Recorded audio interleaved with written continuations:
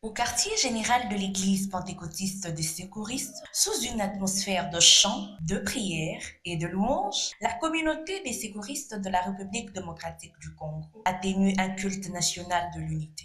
Des fidèles venus de toutes les provinces du pays, de tous les districts de la ville-province de Kinshasa, l'ange de l'église, représentant l'égal de la communauté, l'archevêque, président Ejibaya Mapia, a ouvert le culte en se référant au psaume 133, le verset 1 à 3, rappelant combien il est bon pour deux frères de demeurer ensemble dans l'unité. Dans son message d'ouverture, il a exprimé sa joie et sa gratitude au Seigneur pour cette rencontre nationale, symbole de communion et d'accomplissement du ministère qui lui a été confié par Dieu. Le message central portait sur la bénédiction de l'unité. S'appuyant sur les Écritures, il a enseigné que le principe fondamental de la bénédiction se trouve dans la parole de Dieu, martelant sur l'unité et que ce qui bénit l'un se trouve déjà en lui-même. Ainsi, invitant le peuple à l'unité tel que nous le demandent les Écritures saintes, afin de vivre la bénédiction de Dieu. Pour lui, l'unité reste un facteur essentiel de bénédiction.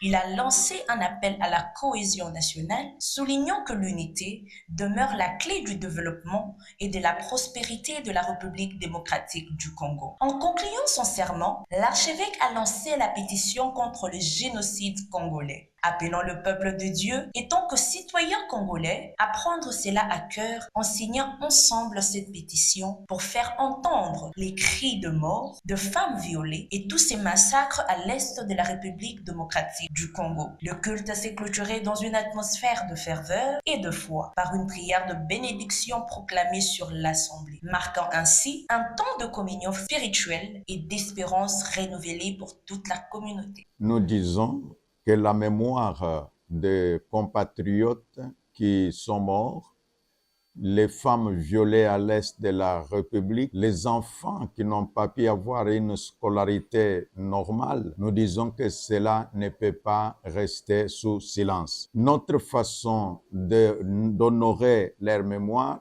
notre façon de réclamer que justice soit faite, notre façon de dire que notre pays a connu les atrocités, c'est cette pétition qui est intitulée « Appel à la reconnaissance du génocide en République démocratique du Congo ». C'est pour nous une façon de joindre notre voix à ce que le premier citoyen de la République, le chef de l'État, le président de la République, Félix-Antoine Tshisekedi, a lancé du haut de tribune des Nations Unies demandant la reconnaissance du génocide en République démocratique du Congo. C'est aussi notre façon, en tant que société civile, en tant que confession religieuse, de pouvoir dire à tous que le patriotisme oblige, et c'est là notre démonstration de l'amour de la patrie, notre démonstration de l'attachement à notre chère patrie. Donc, la pétition est lancée aujourd'hui publiquement devant mes fidèles, leur demandant de signer la pétition. Ces fidèles sont venus dans les différentes communes de la ville-province de Kinshasa, de notre communauté intitulée Église pentecôtiste des secouristes, dont je suis le fondateur et le représentant légal. Cela va s'étendre dans toutes nos églises, nous disons là, de la confession religieuse que nous appelons Église du Réveil du Congo, ERC. Et nous allons aller avec dans toutes les autres confessions membres de la plateforme de confession religieuse. Donc nous disons là que nous les Congolais, levons-nous.